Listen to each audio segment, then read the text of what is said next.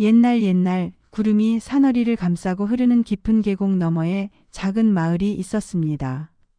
그 마을은 밤마다 달빛이 강물처럼 쏟아져 내리는 곳이라 하여 달매골이라 불렸어요. 마을 사람들은 저마다 달빛이 우리를 지켜준다며 달을 향해 기도하곤 했지요. 그 마을 언덕 끝 초라한 초가집에 세 형제가 살고 있었습니다. 큰형 태식, 둘째 중석, 그리고 막내 혜윤. 세 형제는 어릴 적부터 부모를 잃고 서로 의지하며 자라났지만 세월이 흐를수록 그들의 마음은 달처럼 점점 멀어져 갔습니다. 큰형 태식은 힘이 셌고 그만큼 욕심도 많았습니다. 사람이 돈을 벌어야 대접을 받지. 착하게 살면 누가 밥을 주냐.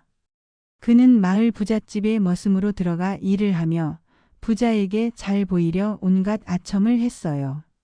손에는 늘 거친 흙 대신 기름기 묻은 주막잔이 들려 있었지요. 둘째 중석은 머리가 좋았어요.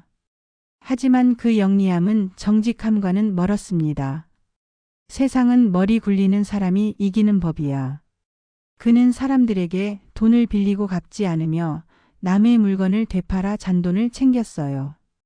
그러면서도 마을 사람들 앞에서는 늘 웃는 얼굴을 했지요. 반면 막내 혜윤은 말이 적고 마음이 고요한 청년이었습니다. 매일 산에 올라 나무를 하고 병든 이웃의 일을 대신 거들며 살았어요. 가난했지만 늘 미소를 지으며 말했습니다. 손이 닿을 수 있을 때 돕는 게 복이지요. 언젠가 나도 누군가에게 도움을 받게 될 테니까요. 태식은 그런 막내가 답답했습니다. 맨날 착한 소리나 하고. 세상은 그렇게 순진하게 살면 죽는 거야. 형님, 그래도 욕심 없이 사는 게 편합니다. 편한 건 잠시야. 결국 가진 자만 남는 법이지. 형의 마음속에는 보이지 않는 경계선이 생겼습니다. 그날 이후 저놈은 내 피부치라도 결국 나보다 위로 올라서겠구나.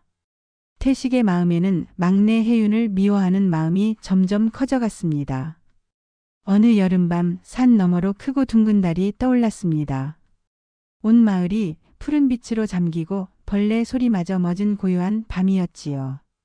혜윤은 평소보다 늦게까지 산에서 나무를 하고 있었습니다. 달빛이 마치 은가루처럼 쏟아져 내리고 나뭇잎 끝마다 작은 빛방울이 맺혀 있었죠. 그때였어요. 바위 틈 사이에서 희미한 은빛이 깜박이는 걸 보았습니다. 그는 조심스레 다가가 손으로 흙을 걷어내자 흙 속에 묻힌 작은 항아리 하나가 모습을 드러냈습니다. 항아리의 표면에는 고대의 문양이 새겨져 있었고 그 안에서는 부드러운 달빛이 맴돌고 있었어요. 마치 하늘의 일부가 땅속에 잠든 듯 했습니다.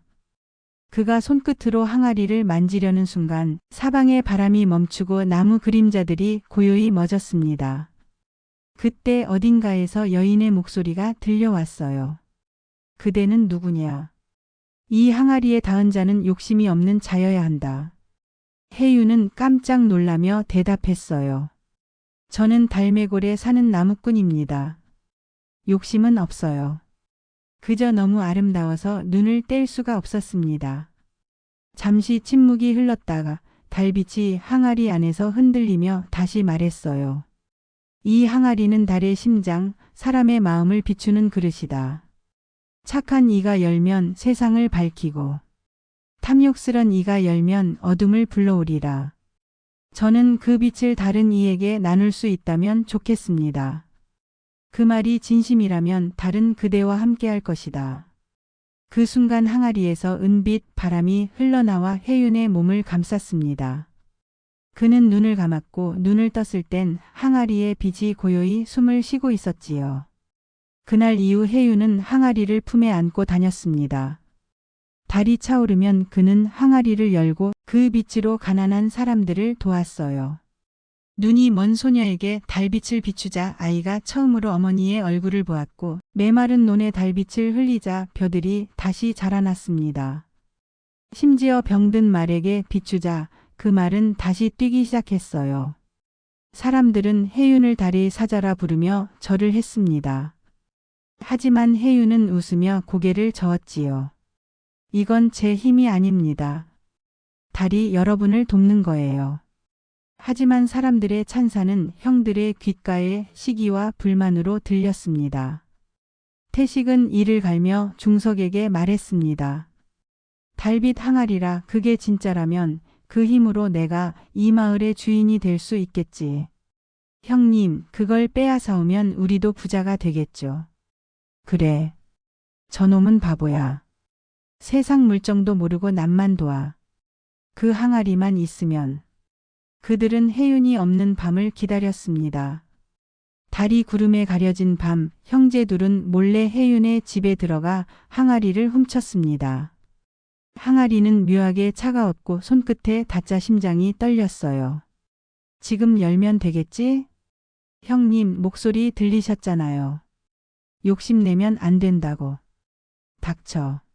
내가 이 마을의 진짜 주인이다.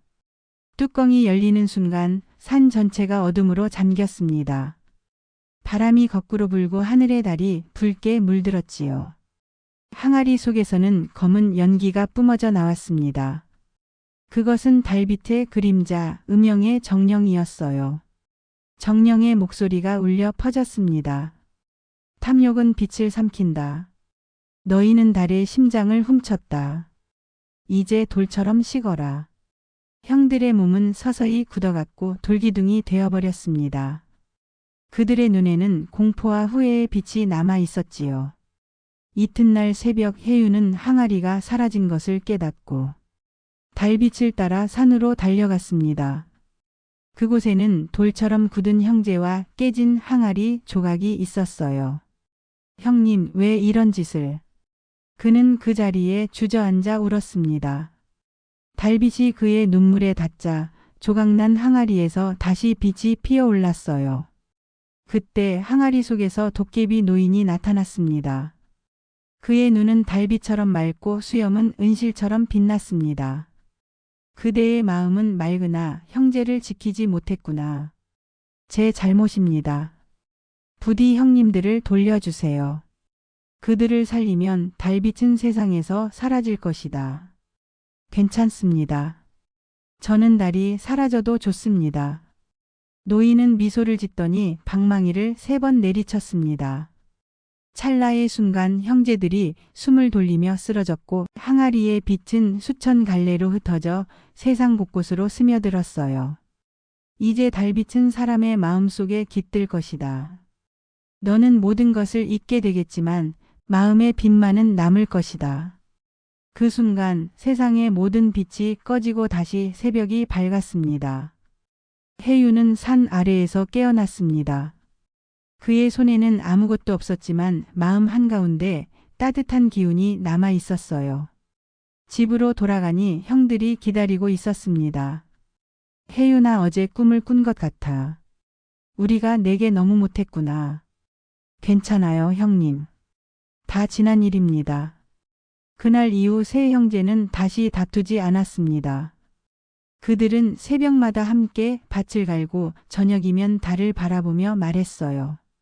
오늘 달이 참 밝구나. 그럴 때마다 혜윤은 어딘가 모르게 눈가가 젖었습니다.